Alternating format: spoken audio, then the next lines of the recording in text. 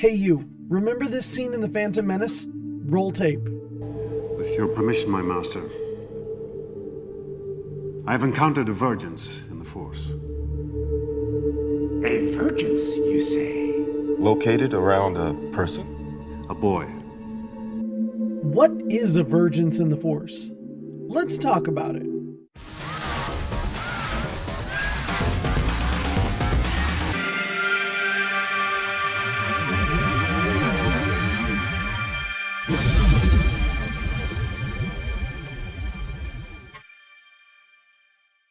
So cool, you got Acolytes, I'm Jedi Starkiller, and this is the SK Base. It's Midichlorian Mondays, so let's talk about the Force. Today we're going to specifically talk about vergences in the Force. But first off, let's define a vergence. In Star Wars, a vergence, also called a locus or a force nexus, is a particularly strong concentration of force energy, typically centered around a person, place, or thing. Vergences are seldom neutral and are usually tied very specifically to the dark or the light side. Jedi and Sith both like to build their temples near these vergences as a way to sort of tap into the power inherent to the vergence. When in close proximity to a vergence in the Force, some Force sensitives might feel overwhelmed or experience visions because of the immense power concentrated in the Nexus. There are several examples of prominent vergences in the Force throughout the movies, TV shows, and even the comics. So let's take a look at a couple of those now. We'll start with the movies. First up, the Jedi Temple on Coruscant. While never explicitly acknowledged in the films, the Jedi Temple on Coruscant is built directly over a dark side vergence. But it's also built on top of a Sith temple known as the Shrine in the Depths. Another vergence shown in the films is the Dark Side Cave on Dagobah. In perhaps the most frightening scene of The Empire Strikes Back, Luke Skywalker ventures into the Cave of Evil on Dagobah to face his darkest trial. The Cave of Evil is a dark side vergence, one of the most powerful in the galaxy.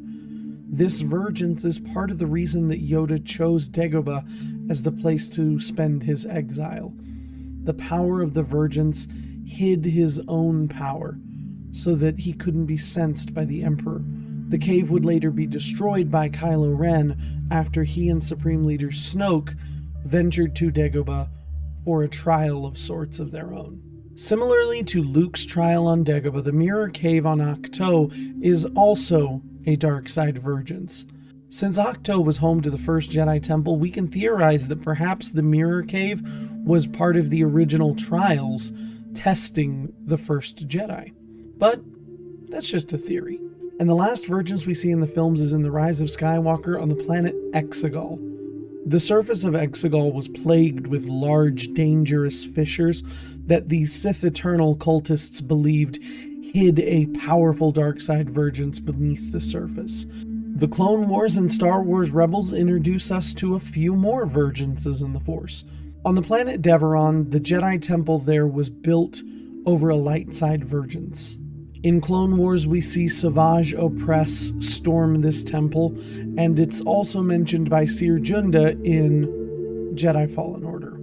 Ilum is known as the planet where Jedi Padawans pick out their Kyber crystals that will power their lightsabers, but it's also home to a Jedi temple built on top of a light side vergence. The Empire would eventually mine the surface of Ilum for its Kyber crystals before eventually turning it into the home of Starkiller Base. It is very likely that the destructive superweapon that is Starkiller Base was at least strengthened by the naturally occurring vergence there on Ilum. And finally, one of the most powerful vergences in the Star Wars universe is featured prominently in Rebels. It's the Jedi Temple on Lothal. The Force brings Ezra and Kanan to the Jedi Temple on Lothal multiple times, and while they're there, Yoda is able to connect with Ezra through the Force, they experience strong visions through the Force, and the entire planet of Lothal is connected to the Force. Even the wildlife on Lothal is tied to the Force. especially the Loth Wolves that are tied directly to the world between worlds. Speaking of which, Lothal is home to a gateway to the world between worlds, which is also known as the Vergence scatter. But that is a video all to itself. And now let's talk about 3 of the most powerful Vergences in the Force we've seen in canon. In the Clone Wars, the spirit of Qui-Gon Jinn calls to Yoda and draws him to the Wellspring of Life, also known as the Force Planet. This planet is home to the Force Priestesses as well as the Midichlorians.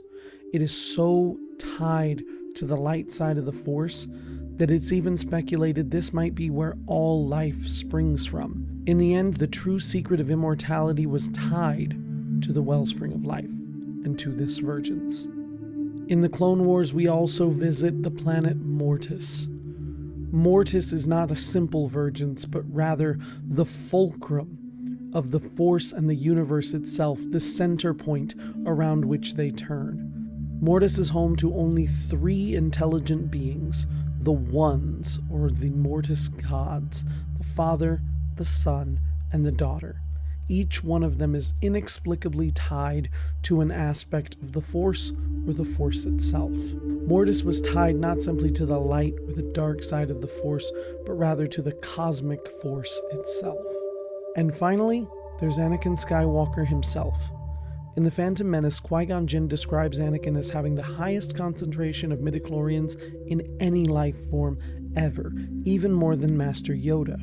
He speculates, correctly, that Anakin might have been willed into existence by the Force itself. These circumstances of his birth, the fact that he was immaculately conceived by the Force in response to the rising dark side presence in the galaxy, are the reason that he is the chosen one and a Vergence in the Force. There are other Vergences in the Force that we know of, such as the Sith Cave on Mustafar, and there are probably many as yet undiscovered Vergences, but these are just some of the more interesting ones that we know about already in canon. That's all for this Midichlorian Monday. For Light and Life, for the Republic, this is the way. You are now leaving the SK base. Don't forget to like, comment, share, and subscribe. And never forget,